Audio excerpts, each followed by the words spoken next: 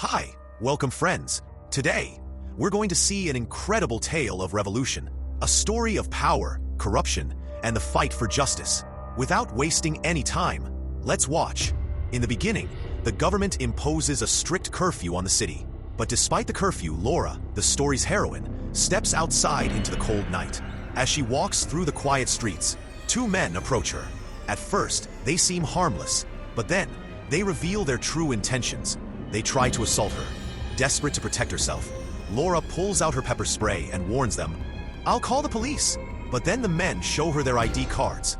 They are police officers. Laura is stunned. This moment is a powerful symbol of the law's corruption, how it has been twisted and distorted by the arrogance of power. The officers, drunk with their authority, continue to threaten her. Terrified, Laura pleads with them to stop. Suddenly, a figure appears in the shadows, a masked man, Mr. V. He rushes to her defense, attacking the officers with knives, swiftly defeating them and saving Laura from harm.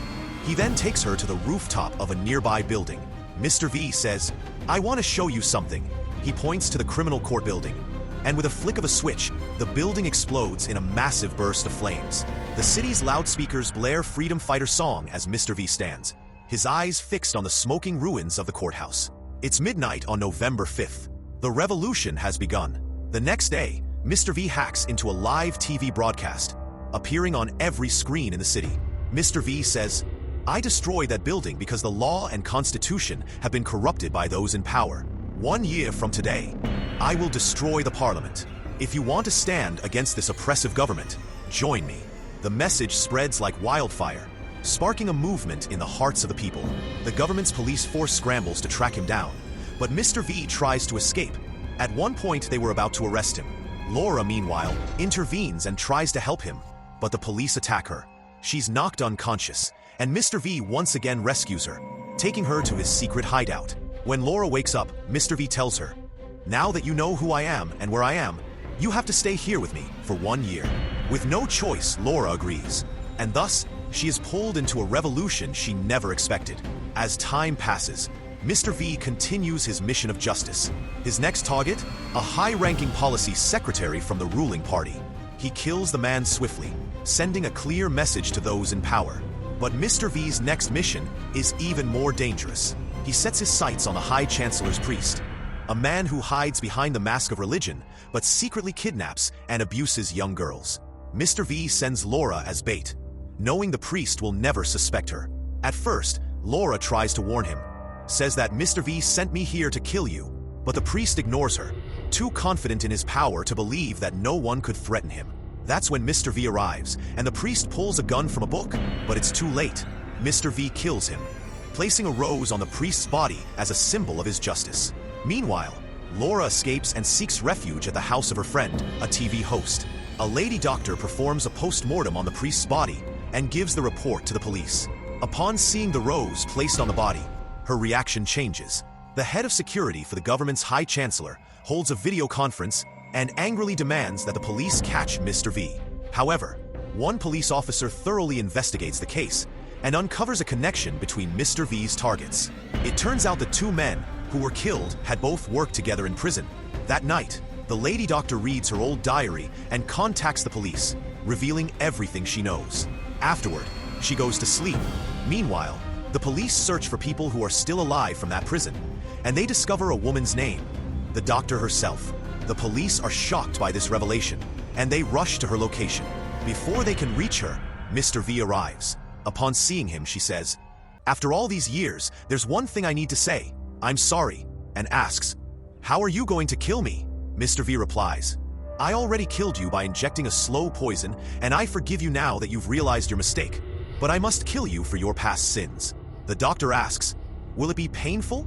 Mr. V answers, "No, it won't." He then gives her a rose and leaves. When the police arrive, the doctor is already dead. They find her diary, and upon reading it, they are shocked to learn that the current ruling government is unfit to lead the country. The government had won the election by releasing a deadly virus, claiming they had the antidote, but only if they won. They spread this virus in the country, convincing people that they needed the antidote in exchange for votes. The government had tested the virus on innocent people, those marginalized by society, like lesbians and gays. As a result, these people died, their bodies buried in mass graves. The virus reacted differently in one man's body, making him powerful. That man survived even fire due to his powers. It's none other than Mr. V, and from his body, scientists developed the antidote for the virus. The antidote's corporate partners were among those Mr. V had killed. This scheme had been masterminded by the Vice Chancellor, who suggested using the bioweapon on their own people, rather than foreign countries, to seize control of the government. While the police are processing this information, they receive an email from that Vice Chancellor itself. It contains the location of an abandoned railway station, where they are to meet him. When the police arrive, the Vice Chancellor tells them to keep their distance. He says, "I think you already know the truth." The police officer asks, "Is it all true?" The Vice Chancellor confirms, "Yes, it's all true. Our ruling government did this." Afterward, the Vice Chancellor leaves.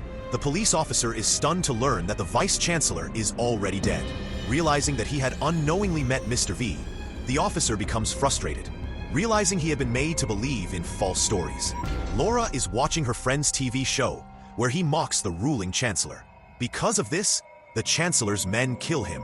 Laura tries to escape, but someone catches her, throws her in jail, shaves her head, isolates her, and tortures her to reveal information about Mr. V and his location. While in the nearby prison, a woman communicates with her by writing on toilet paper. The woman, an actress, shares her story. She writes that she is a lesbian, and her parents hated her for it. Despite their rejection, she bravely came out of the house and married the woman she loved. But their marriage opposed the ruling government's principles, so they arrested her and kept her in this jail. Days pass.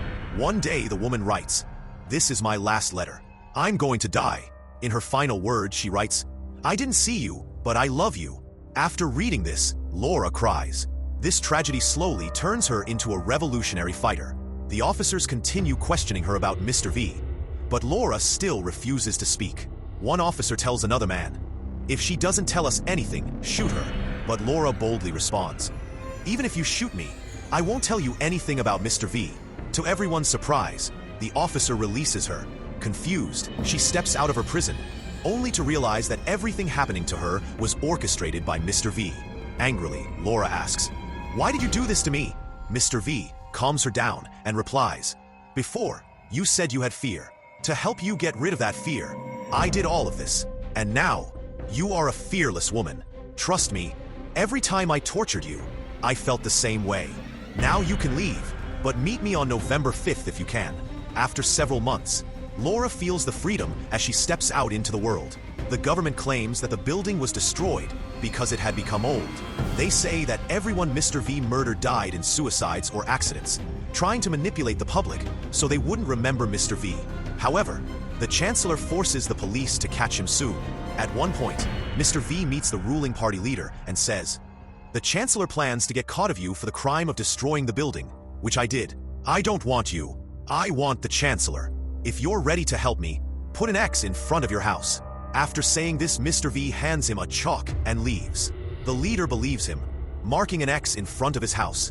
Meanwhile, Mr. V's name spreads across the country, and millions of people begin to follow him. They even start wearing his mask. The police struggle, confused, as they can't figure out who the real Mr. V is. The people slowly start becoming revolutionary fighters. These steps, from exploding buildings to killing the corrupted to the bitter clash between the party leader and the Chancellor, were all part of Mr. V's perfect plan. Now, Mr. V is about to execute his final act, and it's November 4th at midnight. Laura arrives, and Mr. V takes her to an abandoned underground railway station, showing her a train filled with bombs. "I'm going to explode the parliament by sending this train under it," he says. Laura says, "But all the routes have been blocked for years." Mr. V responds, "I've secretly removed all the barriers over the last 10 years. He shows her the lever. "I have another job to do. I have to go.